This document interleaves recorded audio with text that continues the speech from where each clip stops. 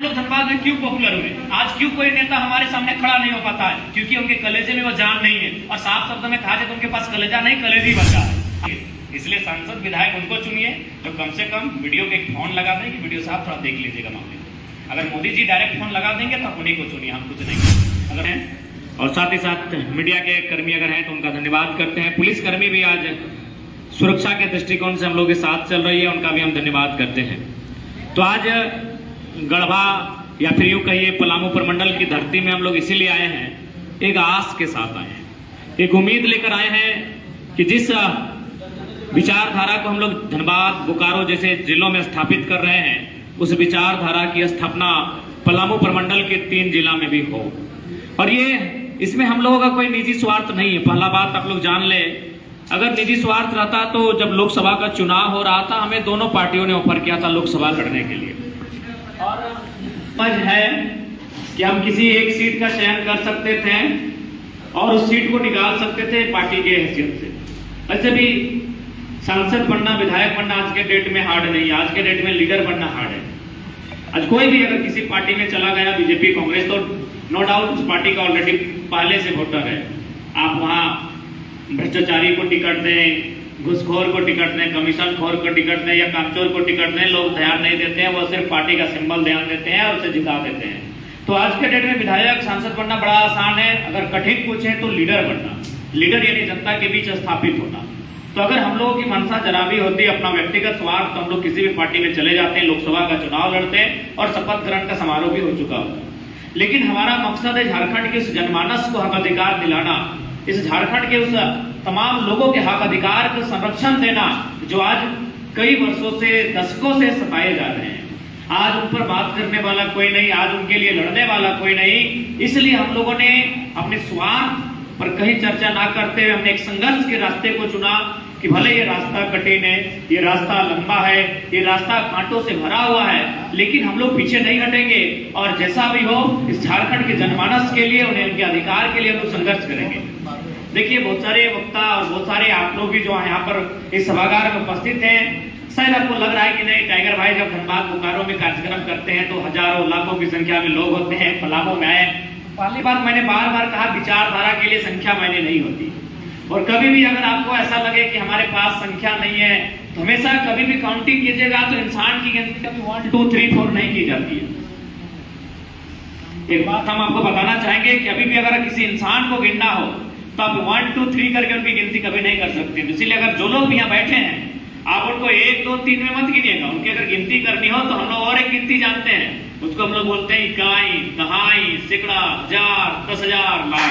तो गिन लीजिए, तो इसी सभागार में जितने लोग हैं आप गिन लीजिए कितनी संख्या में गिनिए, इकाई, दहाई, सैकड़ा, हजार, 10,000। इसका मतलब भले आप एक सर लेके यहाँ आए हैं लेकिन आपके विचार कम से कम 10 लोग जरूर मानते हैं।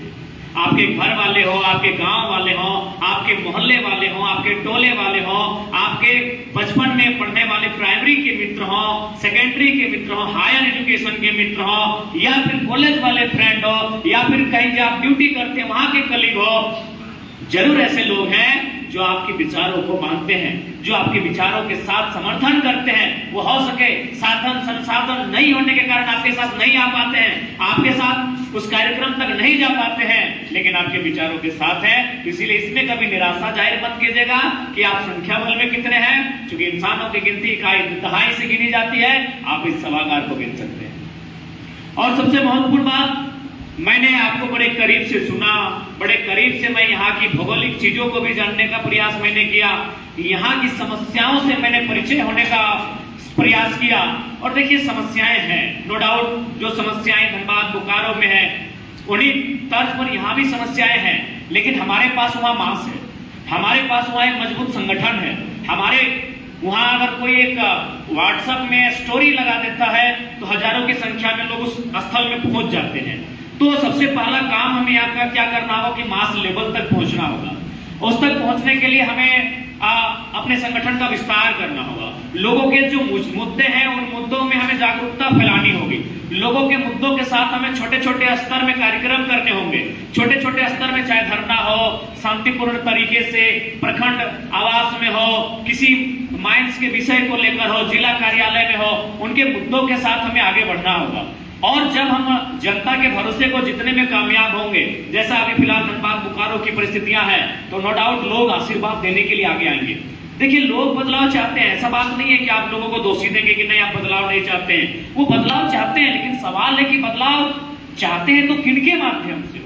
अभी अगर हम बात करें भानु प्रताप शाही जी, ये किसी और दल में थे, आज आ गए किसी और दल में। हमारे भी वहां 2-3 विधायक हैं, रणधीर सिंह हैं, ढुलू महतो हैं, अमर बावरी हैं। ये लोगों ने उनको बड़ी उम्मीद के साथ जिताया कि चलिए आप बीजेपी से नाता तोड़ेंगे, जमिया बाजू कांग्रेस के नाता तोड़ेंगे, और उनको किसी अन्य दल से जिताया। लेकिन फिर क्या हुआ, वो किसी अन्य दल में चले गए। तो लोग, ऐसा नहीं है कि लोग नहीं चाहते बदलाव, लोग चाहते हैं कि कोई आए राजनीति में, कोई आए विधानसभा लड़ने, कोई आए लोकसभा लड़ने। अगर लोग बदलाव नहीं चाहते हैं तो एक बात बताइए, जयराम महतो को गिरिडीह लोकसभा से 3.5 लाख वोट नहीं आता, चाहे संजय मेहता को 1.5 लाख, देवेंद्र नाथ महतो को 1,30,000, इतने वोट नहीं आते। ये कोई मजाक नहीं है। चुनाव हार जीत मत देखिए, लाख वोट क्रॉस करना लोकसभा के चुनाव में ये मामूली बात नहीं है। चमरा लिंडा जी निर्दलीय लड़े, लोबिन हेम्ब्रम जी निर्दलीय लड़े, कभी रामटहल चौधरी जी जो 5 बार के सांसद थे निर्दलीय लड़े, 30,000 वोट आया था।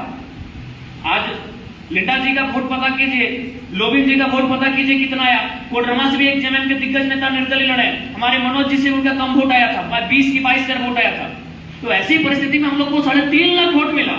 लेकिन अब इस बात की हमें गारंटी देनी होगी कि इस वोट का हम लोग विश्वास करेंगे। ये जो वोट हमें, आपने जो विश्वास जताया, उस भरोसे को हम लोग जिंदा रखेंगे। अगर हम 3.5 लाख वोट लें, नो डाउट अब सभी जानते हैं कि 3.5 लाख वोट यानी एक सांसद, बहुत कोई 3.5 लाख 4 लाख में जीतते हैं भाई सांसद। तो अब अगर हम इस वोट को भंजा के बीजेपी कांग्रेस में पिछला 2029 के चुनाव में चले जाएं और फिर हम जनता को दोष दें, तो ये गलत बात है। जनता चाहती है बदलाव हो। क्या कोई ऐसा ईमानदार नेता इस मिट्टी में आएगा जो टस से मस ना हो? हमारे इस बात में एक नेता, उनका नाम है आनंद महतो, बहुत अच्छे नेता है। भले उनके पार्टी के कार्यकर्ता थोड़े गर्द हो सकते हैं, लेकिन एक नेता है, आज लगभग 80 की उम्र पार कर चुके हैं। वो 2000 से लेकर 2024 तक लगातार जितने भी विधानसभा हुए हार गए। उससे पहले वो 3 बार विधायक थे, विनोद बाबू के टाइम के नेता है, लेकिन उन्होंने कभी अपनी पार्टी से समझौता नहीं किया। उनकी पार्टी का नाम है एनसीसी। कई बार हारे। अगर वो चाहते हैं किसी और जब भी हारे मामूली अंतर से हारे, कभी 4000 से, कभी 6000 से, कभी 8000 से, यानी रनर अप में वही नहीं। जनता चाहती है। बबलन मांडे की बात कीजिए, जनता ने उनको विधायक किस लिए बनाया? क्यों? बीजेपी कांग्रेस में नहीं है भाई, बीजेपी कांग्रेस को जनता नहीं पसंद कर रही है, गठबंधन को, इसलिए उनको जेबीएम से जिताया। अब फिर आप जीत के फिर उसी पाले में चले जाएं तो जनता क्या करेगी? जनता बदलाव चाहती है। क्या नेता ईमानदारी पूर्वक नेतृत्व करना चाहता है? क्या नेता खुद को बदलते हुए नेतृत्व करना चाहता है? क्या नेता उनके भरोसे के साथ नेतृत्व करना चाहता है? यह सवाल है। इस पर अगर हम लोग टिक जाते हैं तो इसलिए सबसे पहला बात है, अगर हम लोग जनता के विश्वास को जितना चाहते हैं तो नेता में वो क्वालिटी होनी चाहिए। अगर आप अपनी क्वालिटी के साथ अगर नेता जनता के विश्वास को जीतते हैं तो हमें पूर्ण आशा है जो विधानसभा का चुनाव होगा हम लोग गढ़वा पलामू में अच्छा करेंगे। लेकिन सवाल वही रहेगा कि अच्छा करने के बाद उस शख्स की क्या गारंटी होगी। तो इसलिए पहला प्रयास आप ये कीजिएगा कि अच्छे लोगों को चुनिएगा। हार जीत से ऊपर की राजनीति करेंगे, हम लोग अच्छा बदलाव करेंगे और इसमें तो हम लोग सफल होंगे ही होंगे। आने वाला जो समय होगा ना, वो युवाओं का समय होगा, वो हमारा समय होगा। अभी मान के चलिए, देखिए जिसका उदय होता है उसका एक दिन अंत होता है, इस चीज से कोई इनकार नहीं कर सकता है। तो आज जिस प्रकार जो हमारे 2 क्षेत्रीय दल है वो काफी पुराना दल हो चुका है, उनकी क्या विचारधारा है, उनकी पॉलिटिक्स क्या है, जनता समझ रही है, जनता उनसे उबरने लगी है। अगर हम लोग निष्ठापूर्वक चलते हैं, अगर अच्छा काम करते हैं तो इन फ्यूचर झारखंड की सबसे बड़ी अगर लोकल पार्टी के रूप में कोई रहेगी तो हमारी पार्टी रहेगी। लेकिन उसके लिए आपको हार जीत, सत्ता के सुख से ऊपर एक बहुत दूरगामी सोच की राजनीति करनी होगी, तभी ये हो पाएगा। और हम लोग ऐसा कर सकते हैं, हम लोग ऐसा कर भी रहे हैं, कुछ कुछ क्षेत्रों में हम लोग ऐसा कर भी रहे हैं। तो इसलिए जितने भी आज हमारे साथी आए हैं, सबसे पहले हम लोग अपने संगठन के विस्तार को मजबूती के साथ करेंगे। और देखिए, जब हम संगठन के विस्तार के लिए जाएंगे तो बहुत सारी समस्याएं आएंगी, और उन समस्याओं में सबसे पहले जो हमारे लोग हैं वही हमारे बीच, चूंकि आज जो है एक कहावत है ना कि भाई भाई भाई का नहीं पड़ता है आपस में। 4 अगर भाई है ना तो चारों 4 दिशा की बात करते हैं। अगर बड़ा भाई है तो पूरब की राह देखता है, छोटा भाई पश्चिम की राह देखता है। एक ही समय है जब चारों भाई एक ही राह में चलते हैं। जब बाप मर जाए तो कंधा अर्थी कंधे में लादते हैं और जोरिया के चाहे नदी के किनारे अपने अर्थी को लेकर जाते हैं, तभी चारों भाई एक दिशा में एक साथ एक सोच से चलते हैं। तो जब चार भाई एक नहीं हो पाते हैं तो नो डाउट हम लीडर जो हमारे बीच आएंगे, प्रखंड अध्यक्ष, जिला अध्यक्ष, उनमें अगर सोच में, उनके विचार में थोड़ी सी असमानता होगी, उसमें हमें समन्वय करना होगा। तो उसके लिए हम लोग ट्रिपल सी का फॉर्मूला अपनाएंगे, कोऑर्डिनेशन, कोऑपरेशन और कम्युनिकेशन। एक दूसरे को कोऑर्डिनेट करना होगा, एक दूसरे को कोऑपरेट करना होगा और उसके साथ कम्युनिकेशन करना होगा। कम्युनिकेशन यानी बातचीत। हम लोग बातचीत में दूरी बना लेते हैं। आज ये दौर ऐसा आया है कि हमारे पास इंस्टाग्राम में लाखों लोग हैं और लगभग 50 से हम रोज बात करते हैं, लेकिन अपने सगे भाई से, सगी बहन से सुबह एक बार हाल चाल नहीं ले पाते कि क्या स्थिति है, क्या हाल समाचार है, कॉलेज की क्या स्थिति है, काम में गए थे तो क्या स्थिति रही। ये हमारी दुनिया है। तो नो डाउट हमें कम्युनिकेशन पे काम करना होगा, कोऑपरेशन पे काम करना होगा, कोऑर्डिनेशन पे काम करना होगा। ट्रिपल सी जिसे हम लोग कहते हैं, ट्रिपल सी का फॉर्मूला। और एक ट्रिपल डी का भी फॉर्मूला होता है जो इंपॉर्टेंट होता है। नो डाउट आज हमारे जितने भी कार्यकर्ता हैं, जितने भी केडर हैं, हमें डेडिकेशन की कोई कमी नहीं। डेडिकेशन यानी समर्पण, डिटर्मिनेशन यानी इरादा, लेकिन थोड़ा सा डिसिप्लिन में से हम लोग पीछे हट जाते हैं। मैं स्वयं स्वीकार करता हूं कभी कभी हम लोग भी, डिसिप्लिन का मतलब यह नहीं कि लड़ाई झगड़ा करना है, मतलब कुछ चीजें होती है जैसे हम लोग कहीं लेट कर गए तो वो डिसिप्लिन के ही दायरे में आएगा कि हम लोग कार्यक्रम को 2 बजे दिए थे, वहां लोग इंतजार करते रहे, हम लोग 6 बजे गए, तो कहीं ना कहीं उस समय डिसिप्लिन का अनुपालन स्वयं हम भी नहीं कर पाए। तो ये चीजें हमारे साथ हैं। हम लोग डिटर्मिनेशन को अच्छा फॉलो करते हैं, डेडिकेशन लेवल को भी अच्छा दर्शाते हैं, लेकिन जब डिसिप्लिन की बात आती है तो थोड़ा हम लोग मात खा जाते हैं। रीजन ये है कि हम लोग यूथ है, और यूथ है थोड़ा सा, चाहे खेल का मैदान हो या स्कूल हो या कॉलेज हो, ये सबको मालूम है मास्टर साहब 4 बार गरियाते हैं, लतियाते थे, तब जूता पहन के जाते थे। तो थोड़ा सा डिसिप्लिन में हम लोग का स्वभाव रहा है, लेकिन उम्मीद करते हैं आज हमें डिसिप्लिन की बहुत आवश्यकता होगी, क्योंकि आप अब स्कूल के छात्र नहीं रहे, आप कॉलेज के छात्र नहीं रहे, आप फुटबॉल खेलने वाला एक प्लेयर नहीं रहे, इस राज की अगुवाई करने वाले नेतृत्व करता है। डिसिप्लिन मेंटेन आपको करना ही होगा। तो इन सब चीजों पे अगर हम लोग फोकस करते हैं, नो डाउट हमारा संगठन बहुत अच्छा फलेगा फूलेगा। और जब हमारे संगठन का विस्तार हो जाएगा, हमारे उस संगठन में सभी प्रकार के टीम होंगे, एडवाइजरी टीम होंगे, लीगल टीम होंगे, एडवोकेट की टीम होगी, रिटायर्ड वकील की टीम होगी, इंटरनली साइलेंटली प्रोफेसर टीचरों की टीम होगी, जो गवर्नमेंट जॉब कर रहे हैं, जो एकेडमिक लोग हैं उनकी टीम होगी। तो नो डाउट जब उसके बाद जब हमारा संगठन का विस्तार हो जाएगा और जब हम लोग आगे बढ़ेंगे तो जो हमारी डिपार्टमेंटल टीम होगी उनके दिशा निर्देश में हम लोग चाहे धरना का माध्यम चुने, हड़ताल का माध्यम चुने या कोई माध्यम चुने, जिससे जनता को हम लोग जनता के हक अधिकार को भी दिला सकते हैं और जनता का ध्यान अपनी ओर आकर्षित भी कर सकते हैं। आज हम लोग धनबाद में क्यों पॉपुलर हुए, आज क्यों कोई नेता हमारे सामने खड़ा नहीं हो पाता है, क्योंकि उनके कलेजे में वो जान नहीं है। और साफ शब्दों में कहा जाए तो उनके पास कलेजा नहीं, कलेजी बचा है। आसान नहीं है भैया, आप जिस कंपनी से चंदा लेते हैं उनके खिलाफ बोलेंगे, आसान नहीं है कि आप उनके खिलाफ बोलेंगे जिसके में आप भी शामिल है। ये तो किसी छुपा नहीं है। आज किसी नेता के पुर्जे को खोला जाए, मालूम चलेगा इस कॉलेज में उनकी पार्टनरशिप है, इस मॉल में उनका पार्टनरशिप है, इस दुकान में उनका पार्टनरशिप है, दारू के दुकान में उनका पार्टनरशिप है। तो भैया ऐसे लोग कहां से टिकेंगे। इसलिए नो डाउट जब हमारे संगठन का विस्तार होगा और फिर जब हम लोग जनता के बीच जाएंगे, जब जनता के बीच जाकर काम करेंगे, देखिए विचारधारा से ही बदलाव होता है। भगत सिंह की बात कीजिए, चाहे नेपोलियन बोनापार्ट की बात कीजिए, उन्होंने एक ही लाइन कहा था कि क्रांति तलवारों से नहीं आती है, क्रांति बंदूकों से नहीं आती है, क्रांति विचारों से आती है। जो क्रांति होती है वो चमकती है विचारों से, वो सजती है विचारों से। तो हमें अपने विचारों को लेकर जाना होगा, हमें अपने विचारों का आदान प्रदान करना होगा। सबसे महत्वपूर्ण बात, जैसे आज आप मेरा बात सुने, नो डाउट जितने भी वक्ता थे हमने भी सुना, बीच बीच में थोड़ी नींद आ रही थी क्योंकि तबियत भी खराब है, लेकिन मेरा कान हमेशा अलर्ट था।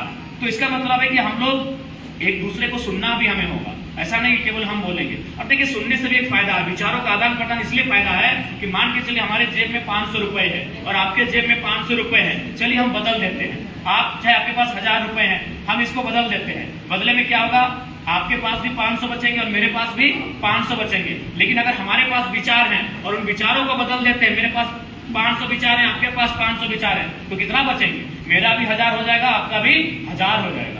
तो इसलिए एक दूसरे को हमें समझना भी होगा, एक दूसरे को सुनना भी होगा, तभी हम लोग अपने संगठन को मजबूत कर सकते हैं और तभी अपने संगठन को हम लोग आगे बढ़ा सकते हैं। सबसे महत्वपूर्ण बात है संगठन को विस्तार करना। जब कम से कम एक एक पंचायत में भी अगर हमारे 10-10 लड़के हो जाएंगे तो कम से कम लोगों को ये तो मालूम होगा कि मैंने हमारी आइडियोलॉजी उस गांव तक है। हमें ये तो आभास होगा कि अगर हम लोग उस गांव में कुछ कार्यक्रम करने जाएंगे तो हमें वहां एक सपोर्ट मिलेगा। तो इसलिए पलामू और गढ़वा की टीम को हमारा पहला संदेश यही होगा कि आप लोग जो टास्क रहा संगठन को पंचायत लेवल तक, बूथ लेवल तक लेकर जाए, और उसके बाद हम लोग चुनाव की प्रतीक्षा में नहीं बैठे हैं। हम लोग आंदोलन के माध्यम से हमारा जन्म हुआ है, हम लोग आंदोलन की तैयारी करेंगे। अरे जिनको राजनीति करनी और नेता बनने की तैयारी करें ना भाई, वो विधायक संसद बनने की तैयारी करें। हम तो जनता के लिए आए हैं। अगर मौका मिला तो विधानसभा में जाएंगे, मौका नहीं मिला तो ग्राउंड में रहेंगे, मौका नहीं मिला तो धरने में बैठेंगे, लेकिन हमारा उद्देश्य यहाँ की जनता के हक अधिकार को सुरक्षित रखना और उन्हें हक अधिकार के प्रति जागरूक भी करना, ये हमारा उद्देश्य है। हमें अपने उद्देश्य पे कोई समझौता नहीं करना। अगर हम अपने उद्देश्य के साथ समझौता करेंगे तो फिर जनता विश्वास किस पे करेगी। आज बार बार यही मीडिया ने मुझसे सवाल किया, तो अब आपकी सोच। हमने कहा कि आज कितनी उम्मीद के साथ आज जनता का एक उम्मीद जगा है। आज अगर हम लोग फिर पुराने नेताओं की तरह काम करेंगे तो फिर जनता 10 साल बाद, 20 साल बाद किस पे भरोसा करेगी? हम कैसे उस जनता को दोषी मानेंगे? इसलिए अगर दोषी है तो हम दोषी हैं। अगर हमारे अंदर कोई दोष है तो उस दोष को त्यागना है। ओवरऑल हमें लगता है 2024 का जो चुनाव होगा, विधानसभा का चुनाव, बिल्कुल गर्दा उड़ेगा, धूरा भी उड़ेगा। बस हमें संगठनिक तौर पर बहुत मेहनत करने की आवश्यकता है और अंतिम पायदान तक हमें अपने कार्य को ले जाने की आवश्यकता है। उसके बाद जिन मुद्दों को आपने मुद्दों की एक सूची बनाइए, उन मुद्दों पर हम लोग कैसे लड़ सकते हैं, उन मुद्दों पर हम फाइट कैसे कर सकते हैं, उस तरीके को बताइए। उसके लिए हम लोग कभी पीछे नहीं हटेंगे। ऐसे भी हम लोग के नाम पर 13 एफआईआर हो चुके हैं। 13 के 13 एफआईआर में 353 लगाए, कहाँ क्या क्या लगा है। तो 14वां अगर एफआईआर हम पे होगा तो हम लोग डरेंगे नहीं, उसका स्वागत करेंगे, हम लोग पीछे नहीं हटेंगे। लेकिन उसके लिए आपको तैयारी करनी होगी। और सबसे महत्वपूर्ण बात यह रहेगी कि अब हमें राज्य की जो जनता विश्वास जताई है, पलामू प्रमंडल उसमें भागीदार बने। पलामू प्रमंडल से भी, चूंकि यहाँ मोटा मोटी 9 सीटें आती हैं, 5 2 ना 9 सीटें, 9 सीटों पर हम लोग कितना मजबूती के साथ चुनाव लड़े, इस पर हमें काम करना चाहिए। और मैं यही कहूंगा, आप भूल जाइए कि विधायक जी के पास क्या साधन संसाधन है, आप ये भी भूल जाइए कि सांसद जी के पास क्या साधन संसाधन है, आप ये भी भूल जाइए कि मंत्री जी के पास क्या साधन संसाधन है। बस आप एक ही चीज को याद रखिएगा, आप युवा हैं। और युवा शब्द को अगर पलट दिया जाए तो वायु बनता है, और वायु अगर विलुप्त हो जाए तो लोग मर जाएंगे। तो ये पूरे लोकसभा के चुनाव में साबित किया है। अब विधानसभा के चुनाव में आप साबित कीजिए कि भाई बिना भोजन के आप जी सकते हैं कुछ दिन, बिना पानी के कुछ दिन जी सकते हैं, बिना वायु के आप कुछ सेकंड नहीं जी सकते हैं। तो आप वायु हैं, आप युवा हैं, आप चाहेंगे तो पल भर में हमारी कमेटी का विस्तार पूरे पलामू प्रमंडल के 3 जिला में, और जितने में हमें लगता है शायद 50 के 45 के आसपास प्रखंड भी होंगे, वहां तक हमारा संगठन पहुंचेगा, क्योंकि आप वायु हैं। इस बात को, अपनी ताकत को आपको पहचानना होगा कि आप हैं क्या।